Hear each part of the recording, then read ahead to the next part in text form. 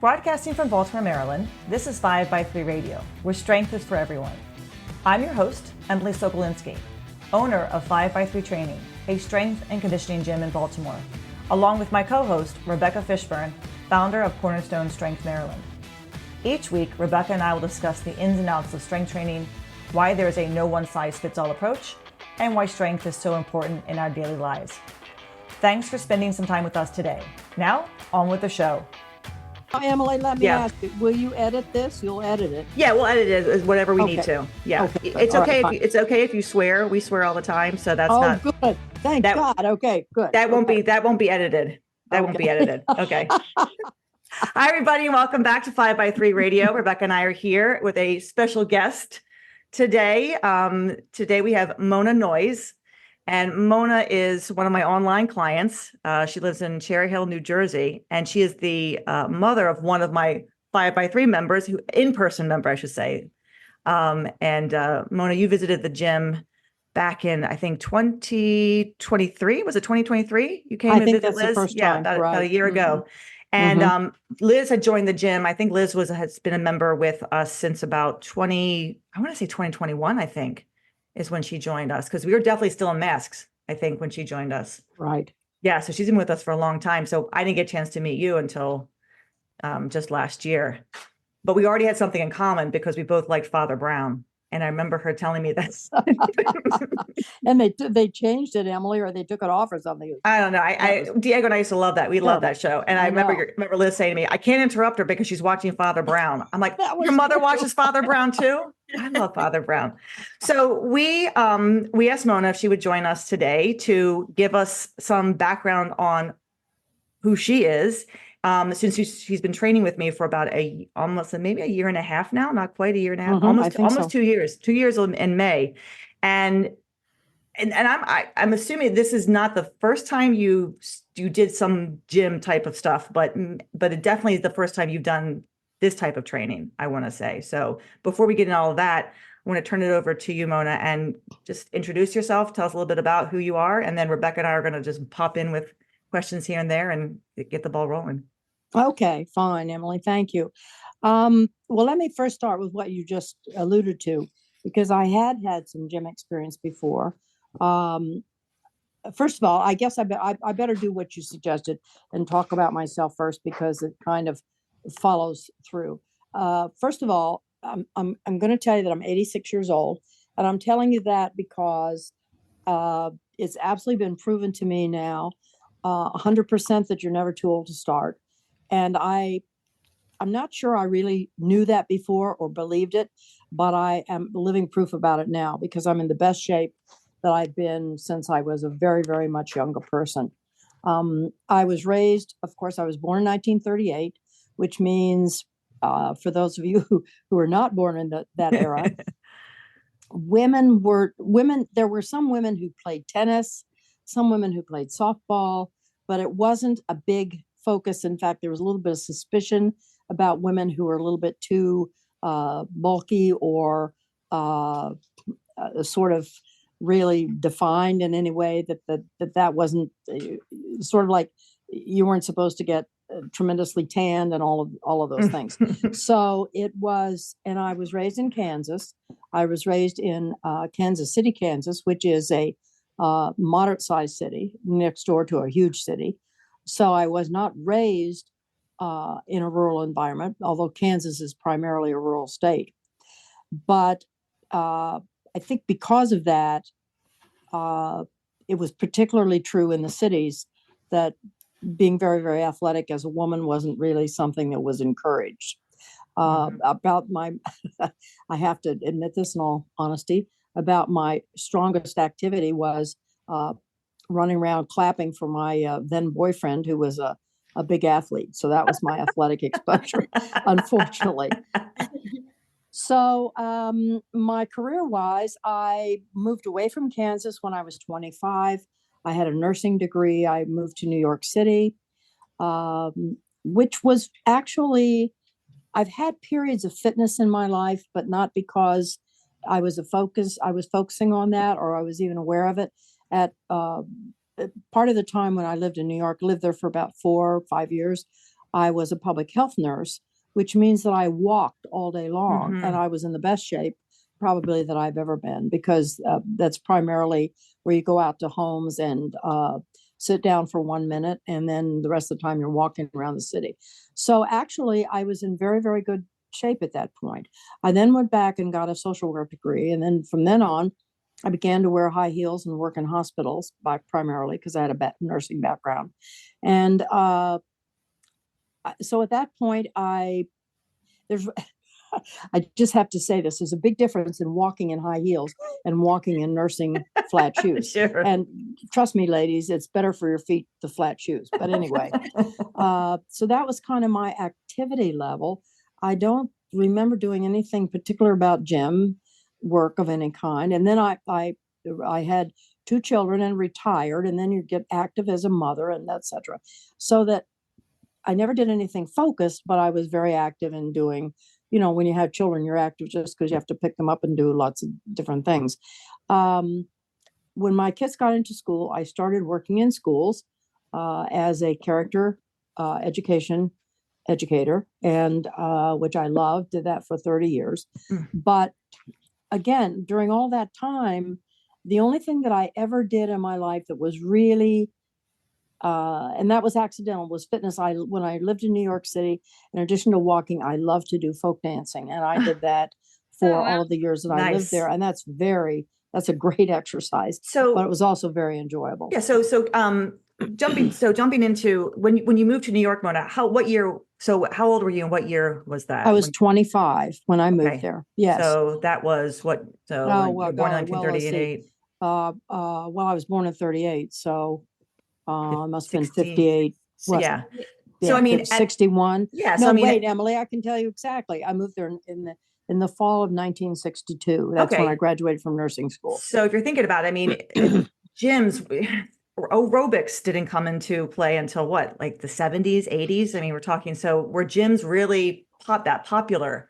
No, in fact, I don't think I even knew about a gym. Right. The only thing I ever heard about, the one thing you did hear about was people who do bodybuilding, but that's a very different kind of a gym. Right. And actually, if that's the only thing people think about, that only attracts certain kind of people. And I don't mean that pejoratively, but it's just everybody doesn't want to bulk up and smear themselves with oil. So, I mean, because what was I mean, sorry. I'm sure obviously there was fitness at the time, but what was the kind of advertising? Do you remember what kind of advertising or marketing was geared towards women as far as like being in shape and being healthy? I guess I don't remember any, Emily, except, there's the only place that I ever ran into it and was never particular, it was generalized, was both when I was a student nurse and when I worked in hospitals. They often have physical therapists who work with the patients, particularly in psych and those kinds of places, where they do general walking, stooping kinds of exercises for all populations. Nothing ever focused that I knew about. And I think I was pretty representative of women during that time. So then we get on through life, and I was very, very busy doing my work. I was always on the go doing things, but I wasn't paying attention to my physical body. And then I finally retired when I was 77, which was because I was embarrassed because there was nobody my age in the whole district. And I thought, well, I might as well do that. So, but at that point, then I went from a very, very engaged, lots of connection with people and running from place to place and that kind of thing, to a much more sedentary life. And since I had never built anything in, I didn't, and frankly, I wasn't even really aware of what I was missing. So I did have, during my life, I had about 3 really serious falls, not balance or anything like that. Just I tripped on a rug or I tripped on a curb, etc. So that eventually in 2020, I had a knee replacement on my left side knee. At that point, I did go to a physical therapy studio where they do a very programmed program, and it was fine, but it's a very programmed program specifically built around that joint and rehabilitating uh, that particular knee. Right. I'm sorry, I'm telling you wrong. I did that before I had my knee replacement. Then after I had my knee replacement, we had an in-home therapist who was very much better, I think, and was very concerned about the physiology of the leg, et cetera, et cetera. Lots of things that I hear from Emily that are very, very helpful. In other words, people who know not just a set series of exercises, but people who understand the physiology behind it, where you're trying to go, and how it's mind, body, and it's a whole package. Mm-hmm. And that is really critical. And I have to, I'm like a converted smoker now, because I say to everybody older that I get a chance to talk to, one of the things that I learned with Emily, I'm sorry, I'm getting a little distracted. That's Let okay. me go There's back. a lot to say. Elizabeth, the reason I started training with Emily is because my daughter just ragged the hell out of me. And mom, thank God she's like that. And so finally, I did a session with Emily, and I'm going to talk about Emily. So she'll have to hide her face because she's going to get red faced. But she's the I'm already ideal. red-faced. She's the ideal trainer for older people. Now, let me say this: I am not a person who, when I'm on a treadmill, somebody's saying, "You can go faster. Come on, put it with it." Let's say, "Come on, oh, you're letting him beat you. Come on, come on." That really turns me off. I just jump off the treadmill. Emily is not like that. She has always calibrated in the most sophisticated way my age, my current ability, where we need to go, and that focus has been on how can you live your fullest physical life to do what you still have to do for as long as you live. That is a critical viewpoint and ability, and I am so sold on her. And she's a coach. She's not just a trainer. She's a coach. So she's a life coach in that larger sense. So I did not pay her to say that. That is not a paid and paid endorsement. But I support that. Well, Emily, but it's important because, and I think I heard in one of your podcasts, I think the two of you were discussing trainers, and it's a really important subject, because now I'm sure there are people who respond to that challenging, you've got to beat them, you got to, no pain, no gain, all that's business. But I think most people don't really, maybe especially as you get older, because that's a competitive kind of thing. I was really always, I'm trying to be cooperative with my body, not competitive with it. So there's really a difference. So it is an important distinction for people to Mona, understand. Yeah, I like the way you say that, cooperative with your body as opposed to competitive with your body. Yeah. How do you find that plays out in your workouts? Like when you're working with Emily, how might that affect your training one day as opposed to another day? Well, first of all, it's never been competitive. And we've always been working toward maximizing everyday living, and even expanding beyond what you were able to do before. For instance, when I first started working with her, and Emily, I'd forgotten this, when I wanted to get up out of bed, I'd be lying in bed and it's time to get up. I had to lever myself to get up. In other words, I did not have the body strength, I guess core strength, to sit up and get up. Now I've been working with Emily, what we say, 2 years. So I was almost 2 years. 85. You were 85. It was May of last year. So I was 85. But see, from age 77 to 85, I had really not focused on, number one, physically being able to do more things or the same things, just hadn't thought about it. And guess what? I have to say this, because listen, I'm getting I don't want to get off track, so hustle me back. But one of the things that has been I'm a nurse, and I always worked as a medical social worker, and I was really good at my jobs. However, I never understood that your brain controls every single muscle movement in your body. So I have to tell this story because it was a revelation. Emily was having me doing step ups onto a little stool and hold on to the back of a chair. So it wasn't a balance issue. I couldn't get my foot to move. My foot would not move. I said, Emily, my foot won't move. She said, no, to wait, just calm down. Okay, it will, just keep trying. Finally, it moved. I couldn't believe it. And then from then on, we practiced that a lot, and we still do that. Step ups, step up, step up, step up. Do you want to be able to walk up the steps, down the steps? Do you want to be able to step up on a curb? Do you want to be able to, etc.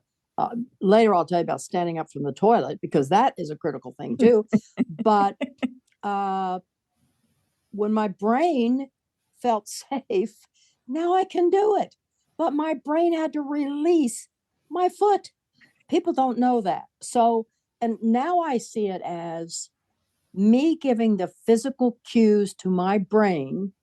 Okay, we're still working on this issue and this area. So be prepared. We're going to use it. And that's how I see a lot of what we do. I think that's part of the lifting. It's certainly part of the squats. It's the rows, all different things to keep your brain, because as you get older, and you talk a lot about what you remember, what you don't remember. I sometimes think about something I want to remember. I actually have the sensation of, because I've packed a lot of stuff in there. I have this impression of my fingers going through cards in my brain to find the answer. And it doesn't come immediately. I think it's somehow the same thing about physical activity. You have to keep your brain saying, oh yeah, I'm still, this is still a moving entity that I'm working with. This is your brain with your body. And it's been revelatory to me. And at some point, because I like Emily a lot, so I like to work with her. She never made me feel ashamed or scared or embarrassed or anything. And I was really basic when we started. I could not. I had to put your hands down and push myself off the toilet. That off the. I'm sorry. But you have to know how bad it was. Everybody goes to the bathroom. Everybody has to sit down at some point. It's embarrassing. I mean, you have to. When I used to be, I'd have to say, "Oh God, maybe they have a handicap one because those are taller and they have a bar." That's terrible to be in that shape unless you have to. If you have to, you have to. But if you have a choice, it is not something you're going to choose. So I guess those are kind of the main things that I've except that what something kicked in, and I don't remember when we started, and I just said, you know what, I have to do this more often. And so we work twice a week now. And frankly, if I lived in Baltimore, I would go to the gym 3 times a week, but I don't. But it's been life altering for me. And the interesting thing is, I don't feel 86 anymore. And I don't think I even acted, because a lady asked me at the store the other day, how old are you? And I said, how old do you think? She said, 76.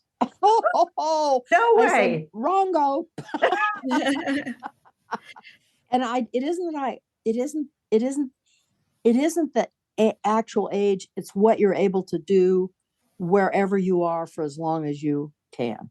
So that's what I think this strength training is about. And I see so many people who would benefit by it, but it's some sort of, I think there, I've said to Emily, I believe there's a movement in society now that people are getting it, but it's fascinating because I've invited them to come, and some of my friends, and be on the Zoom with me. I know they need it, and they don't do it because, and I'm not, but you see, I think society has programmed particularly women in that way, frankly. Think about yourself. I mean, you said, you don't understand why they're not going to join you. When we met in March. We met in March of 2023, right? Liz, you were down visiting her. You came to the gym. I don't know if you remember exactly all that what we did, but you definitely realized after we worked a little bit, just teaching you how to get down to the floor and get up because you were nervous about your knee and your ability to be on the floor if something were to happen and you were were to fall or you had to get down. And a light went off after you did that. And it was like, my body hasn't given up on me yet. And from that point on, you're practicing squatting. Liz taught you how to press, but it took you almost a month to then contact me. So what happened? What happened then? And what made you decide to finally kind of bite the bullet and give it a try? Because you were a little reluctant to start it at first. You weren't quite sure if it was something. Right, Emily, frankly, I did it to please Elizabeth. Yeah, but you know what? But you see, I'm way past that. And something did click in. And I think what it is a kind of a continuing realization. This is making a tremendous difference in my everyday living. This is me being able to do things I didn't even realize I couldn't do. And I think it was a slow, because now I lift heavy groceries. We got a new TV, and my husband and I, he's 87, we carried it in. It was too heavy. The guy who was bringing it had trouble delivering it. The two of us brought it in, unpacked it, put it up. It's just, and when you see yourself doing those things, you're saying, oh my God, I could never have done this before. And I couldn't have. And it makes you, it shows that it really matters to do it and that it's worth it. And you know what else? Yeah. I have to tell you this. I was talking to my cousin who is like 20 years younger, good friend, cousin, but I said, yeah, well, when I lift the 10-pound barbell, it's a little heavy. She said, what? I can't do that.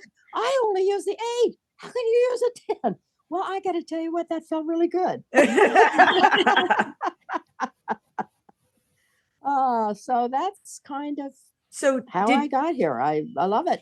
Did you think that after starting your training that you would still be training this long into it and being this excited about it and wanting to see how much more you could do? I mean, that's why I think when you said you don't know why people won't start it, there is a reluctance.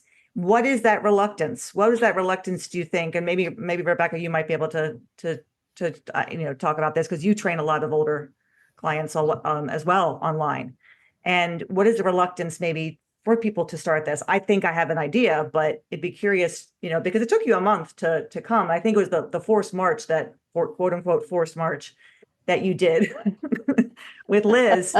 You were like, I'm not doing this if this is going to be my training. But because there is reluctance, and until people do start a program and they stick with it, and that's the biggest thing, is not just starting it, but sticking with it, then they start to see the results. But how do you get somebody to start it and stick with it to get to that place where they can see things, they can see their accomplishments? I don't know how. I don't know. Maybe, one of us, we can figure out like, what is that? How do you do that? How do you entice people to try it? Because they don't think they can do what you can do.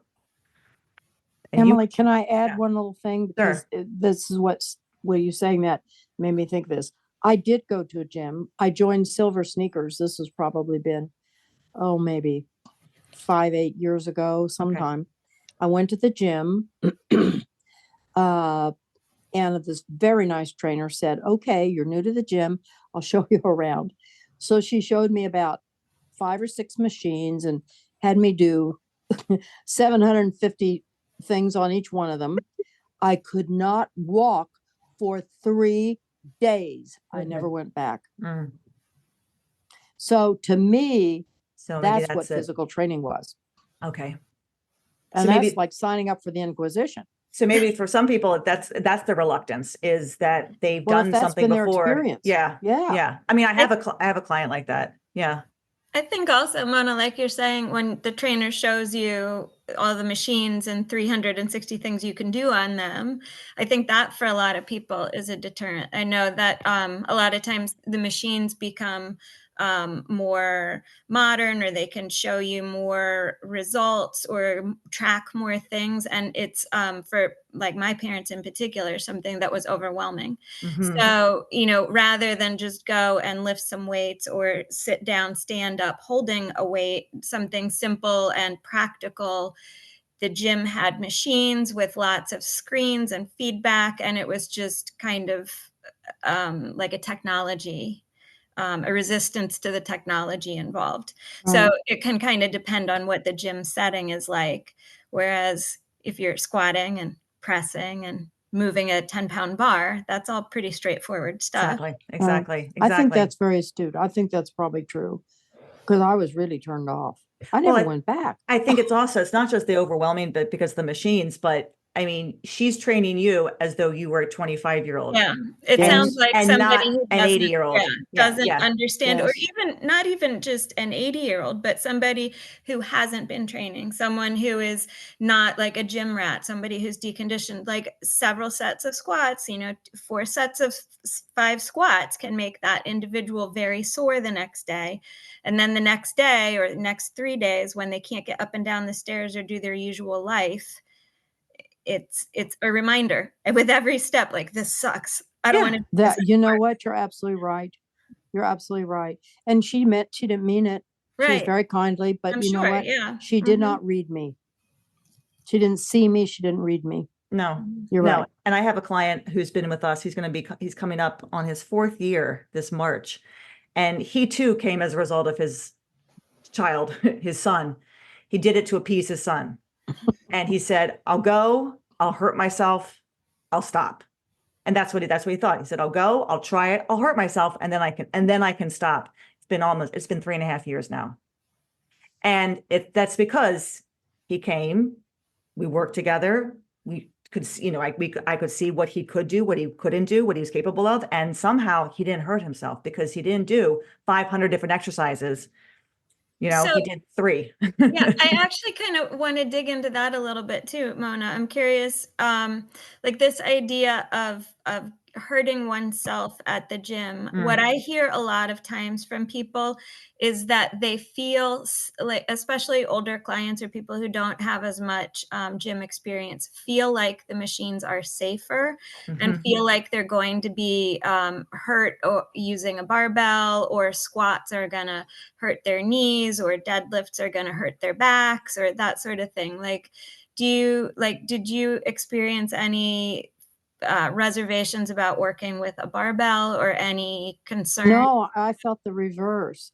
I did. I thought the machines were intimidating because, first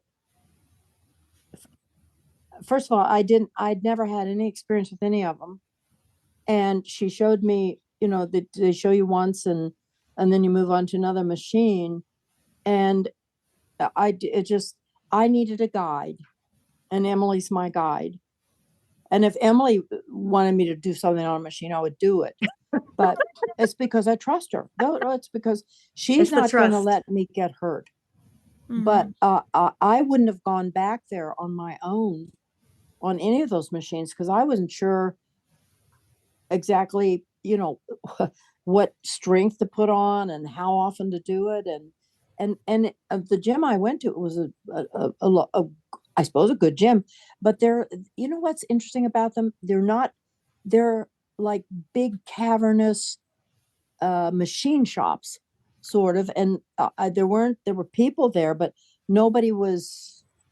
I didn't feel like anybody was in charge of my safety, I guess I would have to say.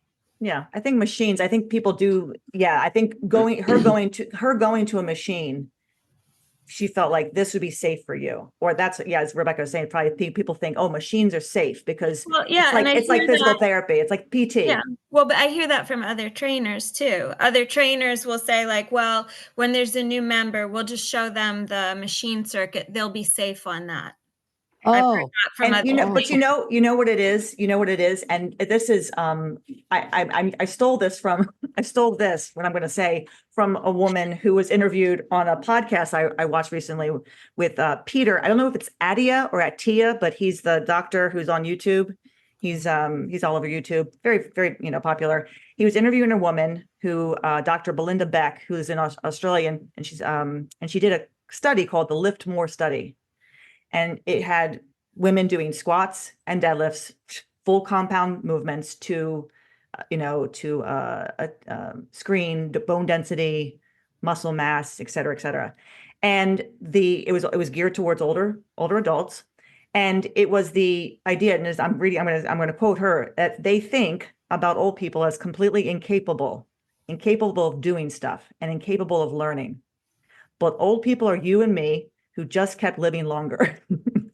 We have the capacity to learn, and older people are perfectly capable of learning how to do a deadlift, how to do a squat. It might be pretty ugly to start with, but they get better as they get stronger. And that's Diego said, I told him about that. Plenty of younger people. He said there are plenty of younger people where it's ugly too, but it's that incapable of learning something. So machines are easy because I don't have to teach you how to move. I don't have to teach you how to squat. I don't have to teach you how to hinge. I don't have to teach you how to put your arms over your head, because that's going to probably, quote unquote, harm you. And it's a little hard for you to learn because you're older. It's like kind of like this dumbing down. I'm going to dumb down the exercise, and I'm going to give you a machine to work with because it's easier. I don't have to coach you. You just put a pin in, sit on the machine, and extend your legs. Now, that's a fine exercise to do in addition to learning how to squat, learning how to deadlift, because those are physical, actual movements that we do in real life, right? But it's that thinking of, you're older, you won't be able to learn this. This is too high tech for you to learn, and that's the complete opposite. I mean, it bothers me when I think of like people going immediately to machines, like you were saying, Rebecca, about at the gym, because that's easier for them. But they don't want easy. I mean, the whole point is we kind of want to push ourselves in order to get stronger, in order to be able to move better. We need a little bit of push. I mean, I pushed Mona.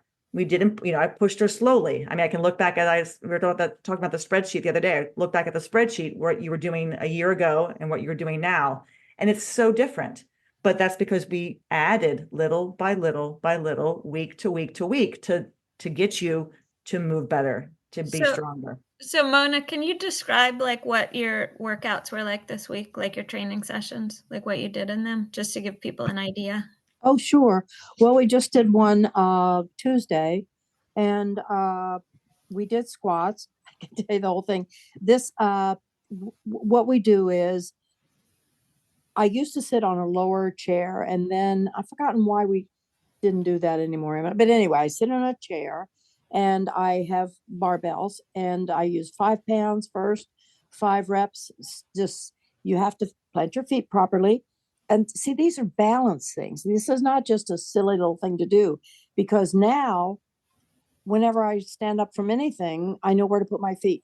So you use a 5 pound barbell and stand up and sit down 5 times. Then I move up to the 8, and then the 10, and then the 15. These are dumbbells. Oh, I'm sorry. What did I say? No, barbells? Barbells. That's okay. But dumbbells. Yeah. So we're doing Dumbbells. basically kind of like goblet squats. Gotcha. Yeah. Uh-huh. Yeah. And then this time we did overhead presses. The last time, last Friday, we did deadlifts.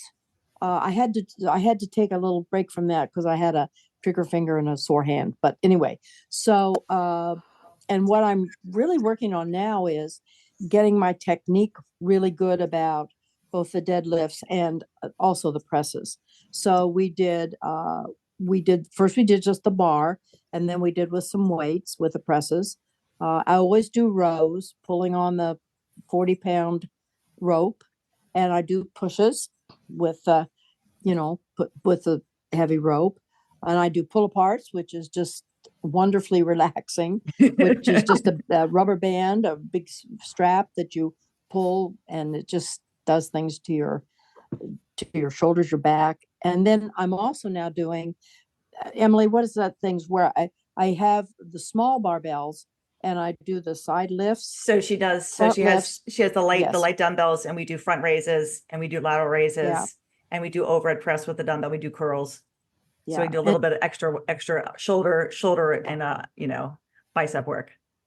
And then the other thing that we do sometimes is, well, pretty frequently are the step ups. And that is still very, very valuable. That is amazing to me. And if I want to, as I'm thinking about it, I just want to inject this. I think, and I don't know what this would, I think this is part of the issue with other people who don't yet know what they could gain from doing strength training. And that is somehow this process has made me trust my body's ability to respond when I want it to. You've helped me clarify that. It's really, and because before I didn't trust it anymore, and I couldn't, because I couldn't do it, you know. And Emily talked about getting off the floor. That was my one goal. It's funny that I never mentioned that, because now I think I feel pretty confident that I could always do that. I actually did it at the gym. Maybe I'll try that this time, Emily, again. I think you need to do it at the gym. Yeah. I mean, the first time we met, the first thing I showed Mona was how to get down and how to get up. And that's a skill that has to be practiced. But the stronger you are, the more confident you probably are about getting down and getting up, right? I mean, the two go hand in hand. You can practice that skill, but if you have more strength, now it becomes just kind of like another thing that you do. You bend over, you pick something up, maybe you drop to one knee, you look under the couch to get something. It's there. It's in your body now. The strength is there, the confidence is there, the practice time is there. But that was the very first thing that we did, was just get down to the floor and get up. And that in itself was that kind of light bulb moment of, my body hasn't given up on me. I did something I haven't been able to do in how long, or even trusted myself to do. And I think that's a big thing I hear about is the confidence. Because I think Esther, actually, one of my clients said this morning, she said, it's not that the body gave up on you, it's that you gave up on your body. It's people giving up on their own bodies, because you hear, you're retired, you should rest, you should sit down, you should stop moving, you should slow down, you're older. What do you have to do? Well, there's a lot that people want to do. I mean, we went on that cruise, last year, and we were the youngest by like 30 years. And I was shocked. I was amazed at how many people were on that ship, walking around, having dinner together, talking together. I mean, the socialization was amazing. And that's part of it too, right? The social aspect, you and I getting together and seeing me. Yes. You needing that as well, is just as important as the exercise itself. And that's what I think a lot of people miss out on too, if they don't go to, maybe go to a gym or take a class or work with a coach. They're missing out on that socialization that becomes important as we age, because people start to move away, people start to die. I mean, that's, and so those of us who are living, still living longer, it's just, what do I want to still live a good quality life. And how do I do that? Well, this is one way. This is one of the best ways that you can do that. Yeah. I had a question and I can't try to remember what I wanted. Oh, talk about what you did this past June that you had no intention of doing prior to us beginning to train. It was the wedding that you went to. Oh my God. That was a miracle. Well, we were invited to a wedding in Indianapolis, which is a 10-hour drive from here. So we drove out, and the wedding was in an art museum, because it was pouring rain out, but it was a very elegant place. And they had this incredible band, and Mona danced for an hour and a half. And it was incredible. It really was. I wiggled my tush. I really did. And it was such fun. It was fun. And see, I would never have done that before. I wouldn't have felt safe to do it. I wouldn't have had the energy, and I wouldn't have had the confidence that I wouldn't fall over or something. And I do have that now. That's in fact, great just story. before I met with you, I just got back from the library because I went over to do a conversation thing with English as a second language with a lot of strange people, because I can. That's why. And it was such a pleasure for me, so and I hope for them. And so it's really opened up vistas of my life that needed to be opened, or that I'm fortunate that I found somebody to help me do that. That's awesome. That's amazing. Yeah, that's I excellent. know. Because originally, you were never gonna fly out there, or were you? Or you were gonna drive always? No, we were always going to drive. Always gonna because we drive. wanted a car. Because Gotcha. you can't get around Yeah. out there without But a that's car. a long drive. I mean, that's a 10-hour Yes, it drive. And I is. know your husband loves to drive, and so that's, for him, it's nothing, but that's a long drive. It's being in a place where, you can't just kind of like, drive back somewhere and sleep in your own bed. And you don't know what the venue's going to be like. You don't know what the ground's going to be like. Is it going to be, walkable? Am I going to have to, step over things? I mean, that's where a lot of people are, they don't want to go to events, or they're concerned about events because they don't know if they'll be able to walk, if they'll be able to, go to the venue and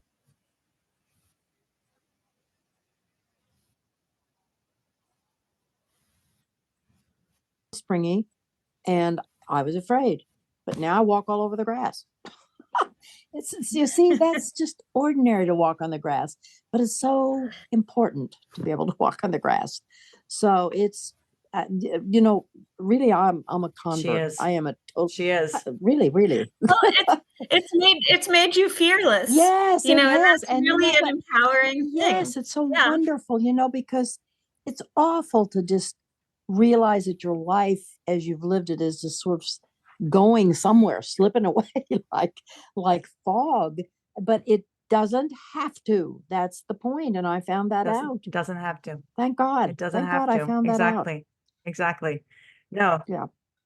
Well, listen, you ladies are wonderful because you have such a right approach for older people. And I know that because I know a lot of old people, and any of them want to be, they don't want to be challenged and raced against each other and all of that stuff.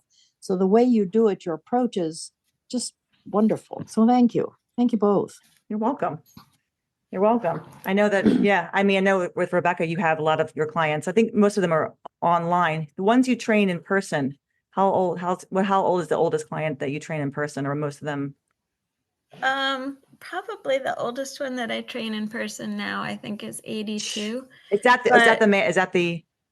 Yeah, but he prefers to use the machines, and he has a background with bodybuilding, and so he has some actually very different ideas about barbells to what you've expressed, Mona, and it's a very different experience. It's interesting. But I have a client currently that he lives in Northern Virginia and trains in person, but just maybe once a month or something like that. And he's 76, and his son got him started. It was a similar kind of situation, Mona, where it was like one of the children was like, no, you have to do this. You have to do this. And he's gotten very, like similar to as you're describing, he's become a convert to strength training. And they went on a vacation this summer. We're gone for a month, and he made sure he figured out where he could get to a gym and where where they were going to have barbells and he could do his training. So yeah, I think a similar kind of situation for him too. That's fantastic. And Rebecca trains, there's a gentleman who trains with Sully out in Michigan at Graysdale, Jonathan Sullivan. He's 97. Is John Clausen 97 now, I think? John Clausen Senior. I don't know if he's 97. I thought he was more like 90. I don't remember. So Rebecca trains his son. So she trains the 90-year-old's son, right? Yes. And John started with Sully when he was 89 because he finally felt like he was getting a little weak and he needed to get some strength. And he had done all the research, and he was like, this is what I need to do. This is the answer. So he trains with him, and he's if he was 89, he probably is, maybe he's like maybe 94, 95, probably. You're right. But I love that you train his son. I'm actually jealous.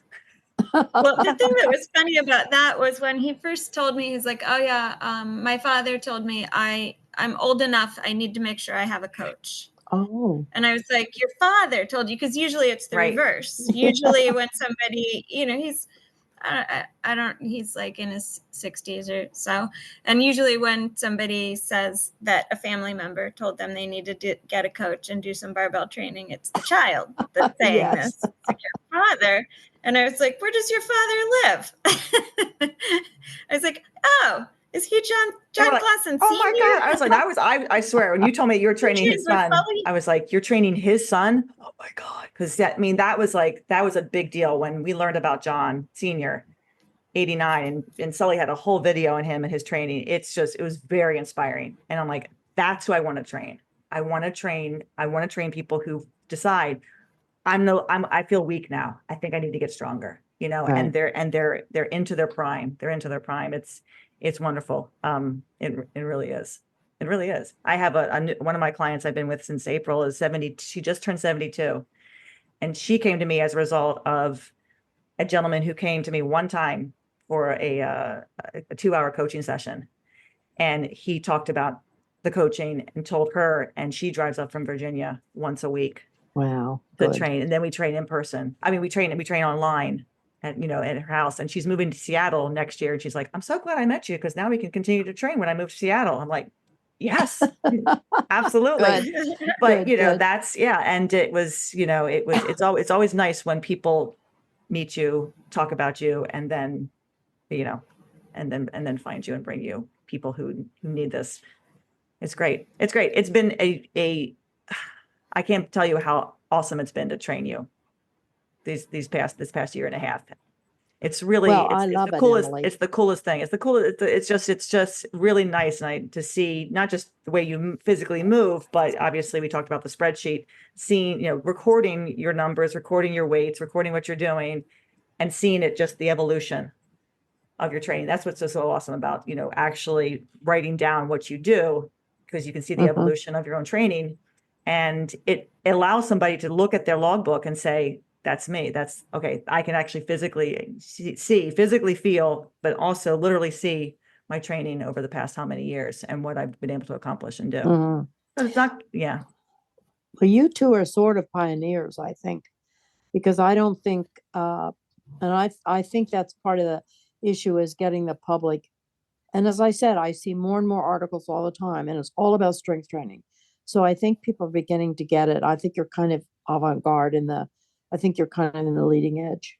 It's the biggest thing is the trust factor. And I think Rebecca would agree with us that people have to trust you. And if they don't trust you, they're not going to stay with you. But if you give them reason to trust you, not give them 750 different exercises to do and make them so sore they can't walk for 3 days, that's someone's not going to trust you. It doesn't show, you're not showing off. Look what I know. They don't care about that. It's not about what you know. It's about what you're doing now to help that person. Right. See, So. one of the other things I feel very strongly from both of you is just this, and I think that some of the women that I know, particularly, who really would benefit and have, they've been like fish that nibble at a little bit of bait, have asked me all about it. But I think that they feel the sense I get is I can't do anything. I feel so inadequate. I'm embarrassed to reveal that. I really do think that's a huge part of it. That's interesting, because you were talking about trusting your own body, and I was thinking about, like, you're talking about trusting Emily. I wonder if it's easier for people to trust a coach first before they can trust themselves, trust their own body. And that's what you're describing now too. People feeling that they can't trust their body not to embarrass themselves in front of somebody, but maybe they would trust the other person not to embarrass them. That's an excellent question. And I think I'll have to think about that, but I think it's all wrapped up that way. Because you see, I trusted Emily because Elizabeth trusted her already. So I didn't have to be scared of her. Yeah, I don't think we realize how much ego is wrapped up in ourselves. That someone says to you, "Oh wow, Mona, that's amazing. I can't believe you can do." I couldn't do that. Well, why couldn't you? I just couldn't. I couldn't do it. Well, and trying to get to like, well, what is it? What is it about? What do you mean you can't do this? Why you can't pick up this weight? You can't just start to sit down and stand up? What is going on in their mind that is it because you're where you are and they would have to start? I don't know. I don't know what the issue is when someone says that's good for you, but it wouldn't work for me without them even trying it. And sometimes people think it's because they're going to have to start with that weight on the bar that someone else is doing, not realizing that it doesn't work like that.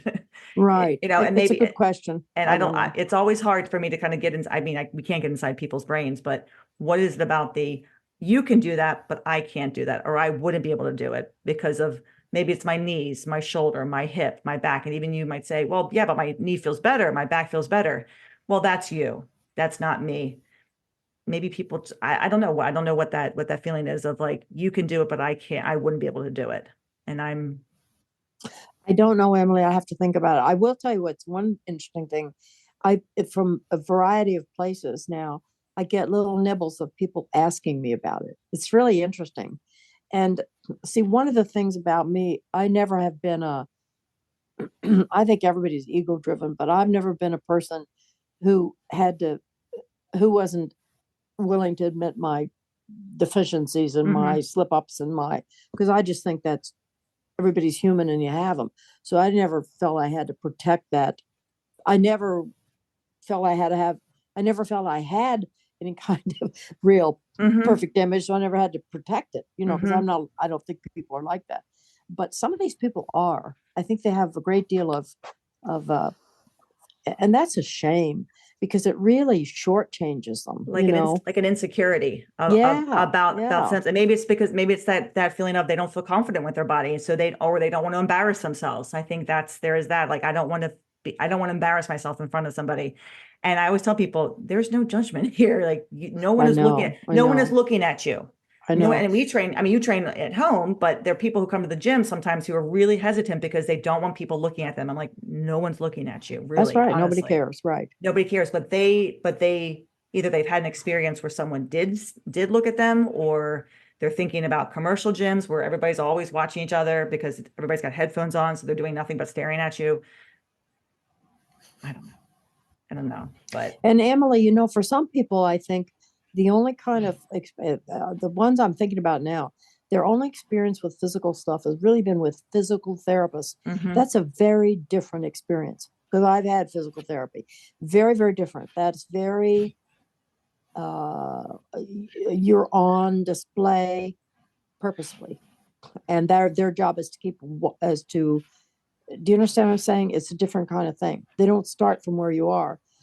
I guess they do, but there's something about you're supposed to meet certain marks in physical therapy in a way that I don't feel with training. I feel like we're making the new marks all the time. I can't explain that, but I think that's a factor somehow, if that's their only experience. Well, I think I mean, Rebecca's working right now at a PT office as a what's your like as an assistant? I guess assistant.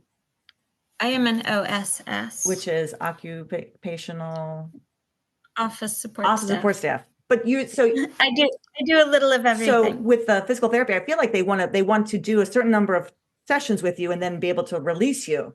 Right. That's right. Now you're good to go. So how do they work at your offices? That's kind of similar. Like, what do you see at the office where you work as far as people coming in? Are they, to? Well, I mean, I think some of that about what you're describing about feeling like people maybe need to meet certain marks, some of that is determined by insurance. Yes, right. I know. Yeah. So if insurance is going to cover a certain number of visits or authorize additional visits, they want to see that progress is being made. Insurance companies aren't going to pay for somebody to continue to go to physical therapy if there isn't measurable improvement. So some of those measurements and some of those markers are things that physical therapists have to demonstrate to the insurance companies in order for patients to continue to come for therapy.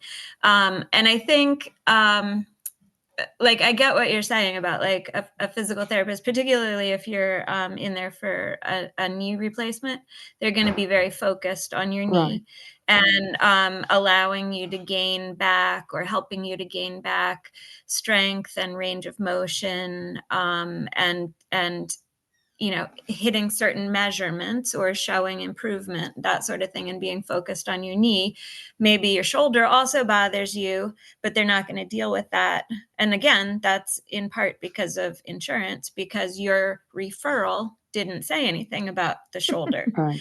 So it's a struggle that I see, because my experience really more was like, if I went to an osteo guy. Osteopath.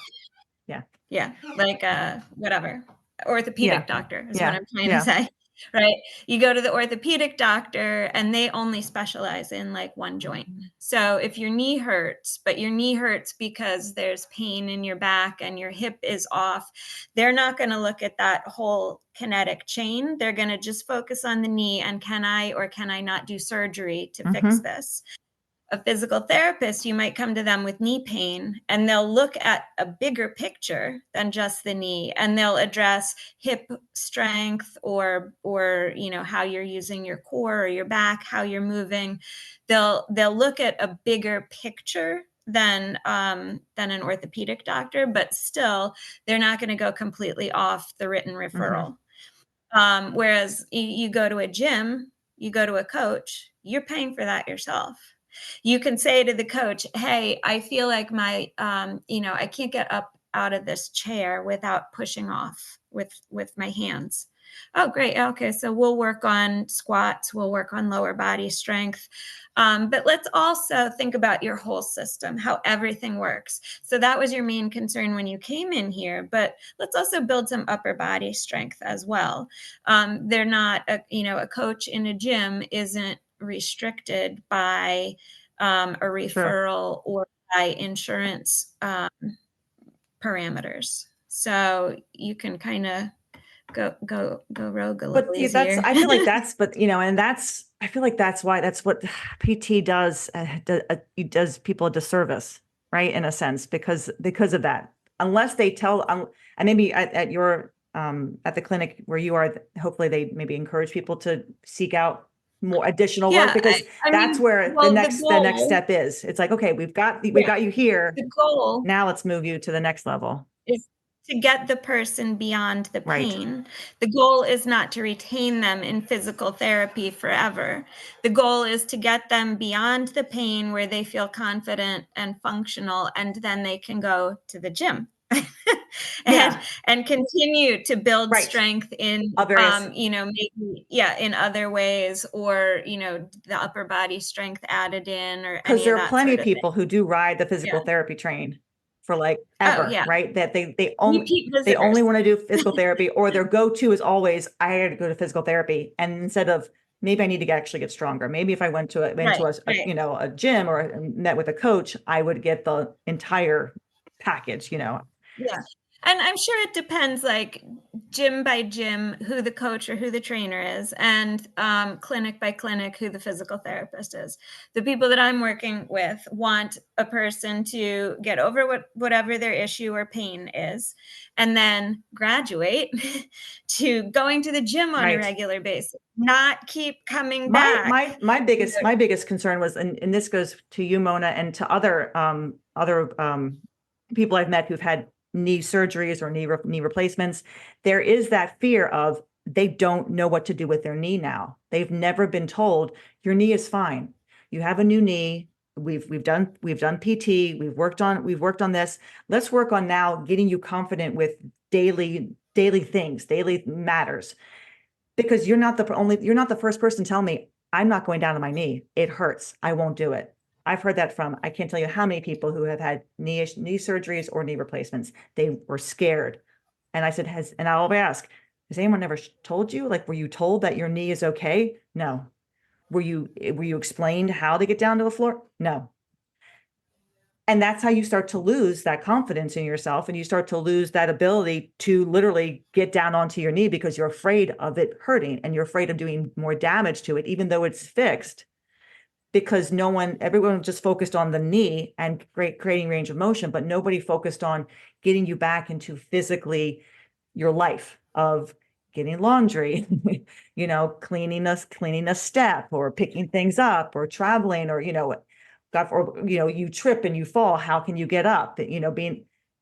that doesn't happen. And that's where I feel that's where I feel like either PT needs to take the next step or needs to really say to people in that situation, okay, now we need to work with you on the next thing, which is getting back to your daily routine, being confident with your knee. It's good, it's strong, we can make it stronger, we can help you with this, but that doesn't happen because no one has ever told me, oh yeah, I learned how to get down and get up off the floor with my, with my new knee. And that's where you lose that's where you lose your confidence. And if you don't use it, you lose it, as you know, like all the step ups. That one leg is the harder one to step up on because it's the one that's kind of been lacking in use, right? It's the one, that leg doesn't like to do it as much as the other leg does. It's not as strong. Well, that's because that knee didn't get enough work after it was replaced. And so we're trying to play catch up. So it's like playing catch up with your body, but you've made a huge improvement with your stepping, right? And with your balance and your coordination. But that's because you put the work into it. And you really had to fight sometimes with your nervous system that didn't want to do it. So yes, that's where I kind of sometimes get frustrated as a coach when people come and they've had the knee surgeries and they're like, I don't go to the floor. And I'm like, what do you mean you don't go to the floor? Well, I don't want to hurt my knee. You're not going to hurt your knee. Well, I think I am. And they're convinced that there's no way they can do it. And then when they are shown that they can, it's this revelation of, oh, I can, or no one had taught me how to squat properly. I was told this way. Well, this is the way you should squat. Well, that feels a lot better. How come nobody taught me that way? So it's kind of trying Emily, I think all you're the pieces saying together. That's absolutely true. And I understand what Rebecca's talking about because I've been through physical therapy 2-3 times. It's exactly like she described it. And I think ideal would be, I don't know if they're prepared to do that, but if they would say, okay, now here is our companion strength training group. We want you to go there. That would be the ideal. Yeah. Do you think that, Rebecca? Yeah, and there are actually some coaches who are physical therapists who themselves make that nice transition. I didn't know that. Okay. Yeah, there's some starting strength coaches who are also, PTs, yeah, I didn't know that. Yeah. And there are, I mean, the physical therapists that I align myself are the ones who understand the importance of this after physical therapy, so if I'm going to send one of my clients to a physical therapist, I want to send them to somebody who understands what we're doing at the gym so that they can continue to coach, to train, to work with them so that they can get back to their regular training and they can talk to me and then we can work together because that's ideal.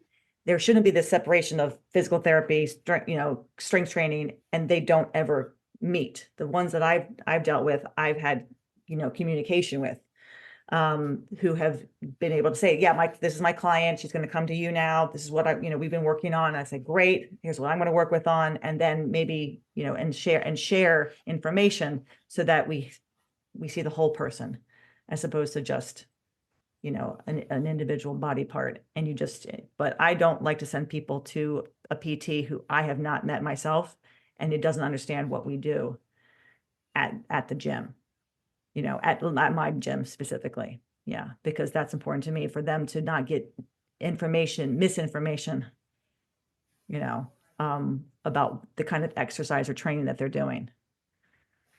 Yeah. Because that's for me. And that's why the fact that there are a number of coaches that we know who are also PTs allows me to share that information with some of my other clients. I have a client who's rehabbing his quad right now, and he reached out to one of the coaches, to Patrizio, to John, and he's working with him on his rehab.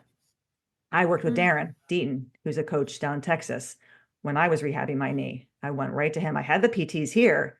I went to them for range of motion. I went to Darren for programming advice, what to do now, what rehab advice, because I trusted him more than I trusted the physical therapist who I was, going to.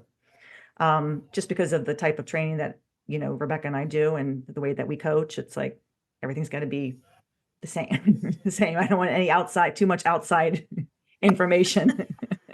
Well, ladies, I really think you're pioneers. Now, excuse me, I don't know the whole field like you do, but as I listen to your talk, you're really talking about a different, almost a different discipline, about the same thing, about the use of the body, but very differently focused. Mm-hmm. And I do think, again, from all I read, that that your area is coming into, and I was just thinking why that is. And I think that's probably because the way the world has changed. People used to didn't need strength trainers because they had to have strength to feed the cows and Right. walk Yeah. up a tenement steps and work in a Right. factory. And so they never lost their strength. They just probably died early from other kinds of issues, but or potentially. But this is now. I think this is now a huge phenomenon in America. What you're the area that you address. I think it's critically important. And I want to say one other thing. You know that the advice that I think most people get used to. That's why I like all these new articles. Is use it or lose it. Well, what the Mm-hmm. hell does that mean? Now I know what it means now, but that is a shorthand of a huge field. Mm-hmm. Mm-hmm. Yeah, it is. It is. There's an article that came out recently in the New York Times just about, and it started with the author was at her physical therapist's office and she was getting physical therapy and there are other people there too. And she heard the therapist talking about, oh yeah, we see a lot of people in their 40s start to come in for more physical therapy. And it was like that, oh, snap. Mhm. What do you mean? And also in the realization of, okay, I'm doing physical therapy. What I should be doing is getting a coach, learning, getting a program, and beginning a strength training, weight bearing program, because I have all these aches and pains and issues. And I think, okay, well, physical therapy is going to fix that. Well, it'll fix it to a point, but really it should be that gateway to, the next thing. So physical therapy is the It's the gateway gateway, drug. It's the gateway drug. It's the gateway drug. Right.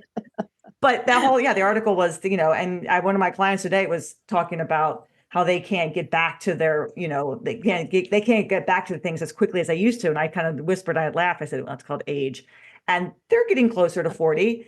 And true, I felt my body in rehearsal the other day saying things like, yeah, last year you were fine, but it's been another year. You really think you can do that? And I'm going, I can. And then I get a cramp later that night because, it was fine at 5 o'clock in the evening, but not fine at 3 o'clock in the morning when I moved my leg. So I continue, and Rebecca and I talk about this all the time. I continue to talk about the trying to blend those two, and it's starting to. There are a lot of physical therapists who are starting to blend their strength training with their rehab, and encourage people to seek out somebody after they've been cleared from physical therapy. So it's a That's process. good. It's a process, Yes. but it's happening. It's definitely happening. Yeah. Um, I don't know. I feel like we covered a lot. I mean, you Mona, is there anything anything else? else Yeah. that you were thinking you wanted to Before we wrap share? this up. Well, and I thanked you before, but I just want to thank you again because I think what you're doing is it's so valuable. It feels unique in my world, and it's built around uh, wanting people to have the maximum use of their life as long as they have it. And I appreciate it. And so I think I just want to salute you too. And I want to clone you and spread the word. And because I think, you know what, it's really critical. It's not even just a nice thing. It's like what you do makes a difference between, I meet a lot of older people that have terrible, just in just in their life, that just have terrible lives. They can't do what they used to do. They've lost interest. They can't interact. That's just so. Thank you, because you're fighting that whole wave of, oh, you're older. Just what Emily said. You should relax. Sit down, honey. Don't stand up. Oh, move into a flat house. All that stuff. Yes. So Yeah. thank you. That. Thank you Yeah. for fighting it. Yeah. Yeah. That selling a house, you don't have to worry about stairs anymore, or installing a chairlift, or installing, handrails in the bathroom. You don't want to get to that point. That the whole point is you want to try to stay as independent as long as possible. Independence, because once you're no longer independent, that's when things start to go downhill fast. When you have that constant need of someone else helping you all the time, that's loss of independence, and that can turn into depression for someone, and turn into, isolating themselves from people, because they just don't feel that their body is capable of doing much anymore. So they're not capable of doing much. It's kind of becomes like a domino effect, I feel. Emily, that's really somebody losing their life. And I have a friend that just that absolutely describes. And because she wasn't strong enough to walk out to the garage, to get in her car, to go do things, she sold her car. And now she's home. And she called me the other day and said, well, I've resigned myself. I said, what are you talking about? She said, well, I'm going to be alone my whole life. I'm just going to be here alone in the house. No, you don't have to live that way. It's a choice, in a sense, but you ought to have more forces pushing against that kind of thinking than encouraging it. That's all. So again, thank you, both of you. I mean it. Yeah, I think what Rebecca and I do, and I know there are other coaches, who do what we do in our organization. When you come to us, we don't, as I said earlier, we don't dumb down anything. We meet you where you are. We train you as a whole person, as a smart person, someone who's going to, who's capable of learning. Right. I'm very, very, very, very much about that. When people say, how do you train your older clients? I said, I train them the way I train my 25-year-olds. I train them the way I train my 30-year-olds. I don't give them weight that my 25-year-olds are lifting unless they can do it. I mean, Manny squats, 230 for reps, but My gosh. someone else can't do that. Someone else uses a dumbbell. Someone else does body weight, but they're still going to get a program. They're going to get a program where they're pressing, where they're benching, where they're squatting, where they're deadlifting, no matter what kind of weight it is, no matter what kind of implement it is. And that is the difference between Rebecca and I and our coaches and other people out there who automatically go to machines, or okay, we're going to do it nice and slow. Nice. That's good. Good job. Good. No, that's the way you talk to a 3-year-old who's doing something. That's not how you speak to a 70-year-old or an 80-year-old who's there to work hard, to get stronger. There needs to be dignity. There's dignity. And I really wholeheartedly kind of believe in that, and want people to train as though they're trained like everybody else. There is no difference, of course, in the programming and modifications, but everybody's going to train the same way, and they're going to get my coaching, and they're going to get as all that I can give them, and more. So, and I think Rebecca works the same way. Yeah. Oh, I just have to say bravo to you both, and I mean it. So Wonderful. Thank you, Mona. Thank you, Mona. Yes. Nice It's to get so to nice talk to to you, meet you. Rebecca. I've seen Yeah, you it before, was and I nice to listened meet to you. you. I've heard plenty about you. It's nice to chat with you. Well, I've in heard you person on before, so Zoom. this is fun. Emily, I'll see you Friday. I'll see you Friday. There's a surprise that's happening on Friday, and I'm so excited. I guess because I talked about it in the beginning, but I think I might cut it out. I don't know about the NPR thing. I have to figure out how I want to. Whatever you want to do. How I want to do that. But yes, Friday should be very fun. I'm definitely going to take pictures of everybody. Rebecca, I have to go get my fancy pants for Friday. She's got some awesome leggings. Oh, cool. Rebecca, I have 7 pairs of workout pants. Talk about overkill. It's been a pleasure. Thank you very much, both of you. Thank you, Mona. Okay. So nice. Okay. See See you you. soon. Bye. Bye-bye. Take care. Bye-bye. You're nice as pie. I like them both. Thanks for listening to 5x3 Radio with Emily and Rebecca. If you like our show and want to know more about 5x3 training, please visit us at www.5, that's FIVE, the letter X, the number 3.com. You can also find us on Facebook and Instagram. To learn more about Rebecca, please visit her website, cornerstonestrengthmaryland.com. Thanks for listening and have a great week.